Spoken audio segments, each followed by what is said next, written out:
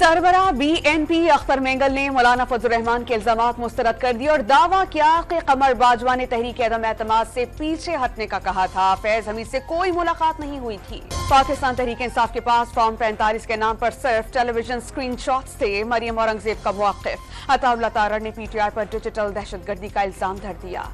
इंतखाबात में सिर्फ नताइज के साथ फ्रॉड नहीं बल्कि जमहूरियत पर हमला किया गया। अगर जाली नताइज देने थे तो इंतखाबात क्यों करवाए? सलमान अकरम राजा का गैर मुल्की मीडिया को ब्रीफिंग में सवाल।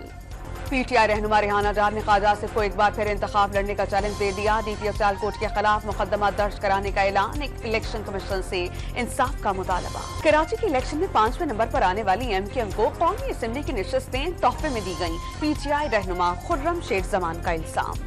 PTI में सियासी उमूर पर इख्तलाफात फूट पड़े। इजलास में बैरिस्टर गौहर और असद कैसर के दरमियान तल्ख कलामी। असद कैसर ने वकला पर पार्टी को यरगमाल बनाने का इल्जाम धर दिया। पाकिस्तान पीपल्स पार्टी ने इसहाक डार को वजीर खजाना बनाने की मुखालफत कर दी। खुर्शीद शाह ने लीगी रहनुमा पर मईशत को तबाह करने का इल्जाम लगा दिया। मुकम्मल इंटरव्यू देखिए डॉन न्यूज पर आज शाम। इंतखाबात में मुबैना धांधली के खिलाफ जौम शहरों में मोटरवे पर ग्रैंड डेमोक्रेटिक अलायंस का धरना। एहतजाजी तहरीक जारी रखने का ऐलान।